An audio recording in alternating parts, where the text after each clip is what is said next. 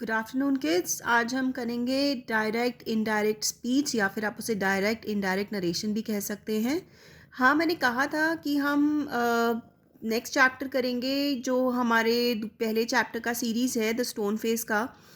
लेकिन I hope आपने उस चैप्टर के नोट्स कर लिए हों। लेकिन एक ब्रेक ले लेते हैं ग्रामर का। ये डायरेक्ट इनडायरेक्ट नरेशन मैं आपसे इसलिए शेयर करना चाहती थी क्योंकि ये इम्पॉर्टेंट है सेंटेंस मेकिंग के लिए इंग्लिश ग्रामर में। ठीक है, तो छोटा सा एक इंट्रोडक्शन कर लेते हैं। आज कुछ नोट करने की ज़रूरत नहीं है, सिर्फ ध्यान दीजिएगा कि ये है क्या एग्जैक्टली। ठीक है, ओके, तो हम यहाँ से शुरू करते हैं। Some general terms about direct indirect narration. तो क्या है?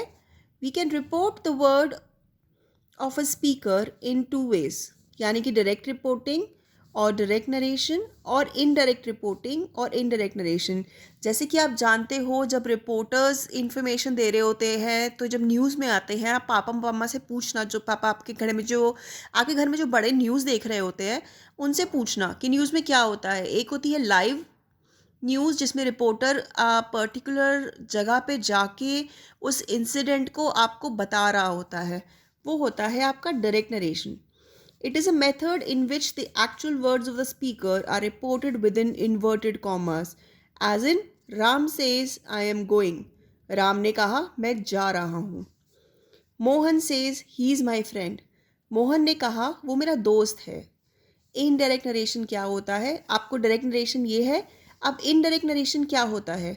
ये इनडायरेक्ट नरेशन वो होता है जो कि न्यूज़ वाले अपने स्टेशन पे बैठकर जो उनको न्यूज़ मिलती है उसको अपने वर्ड्स में चेंज कर कर फिर हमें सुनाते हैं।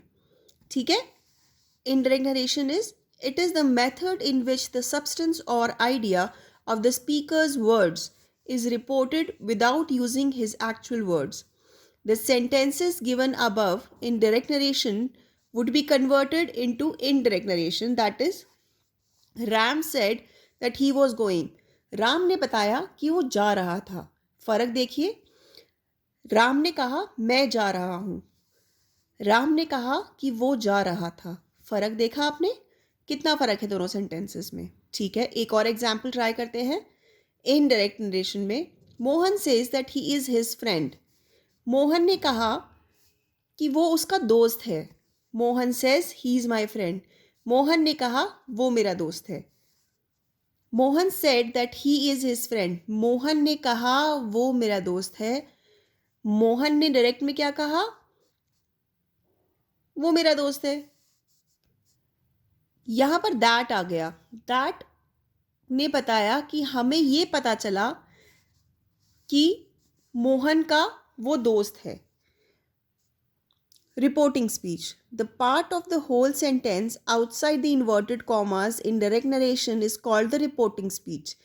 हम जो इन्वर्टेड कॉमास में डालते हैं वो होती है मेन स्पीच। ठीक है, लेकिन उसके बाहर जो आता है वो होती है रिपोर्टिंग स्पीच। जैसे कि यहाँ पे है मोहन सेज, आपका डायरेक्ट नरेशन क्या है? He is my friend.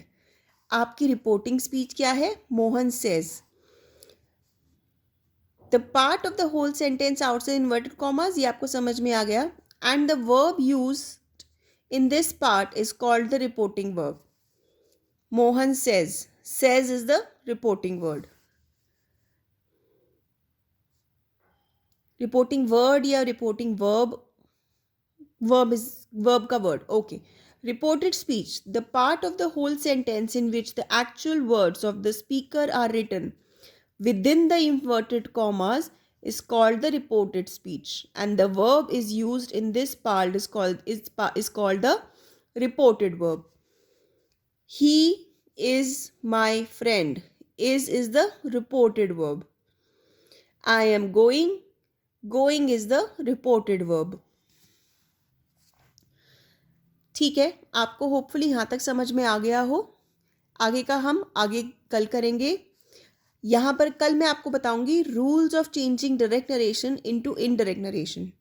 ठीक है, कुछ रूल्स हैं जो फॉलो करने पड़ते हैं, जैसे for example rules for connective, rules for change of tenses, rules of change of person, other rules of miscellaneous changes. ठीक है, अब मैंने आपको सिर्फ इतना क्यों समझाया है, क्योंकि अब मैं आपसे वीडियो शेयर करूंगी जिसमें आपको बेटर समझ में आएगा कि ये चीज़ें क्या होती हैं। अगर ना समझ में आए तो आप मुझे मैसेज करके पूछ सकते हैं, मैं आपको दोबारा एक्सप्लेन कर दूँगी। ठीक है? Thank you kids, take care, bye.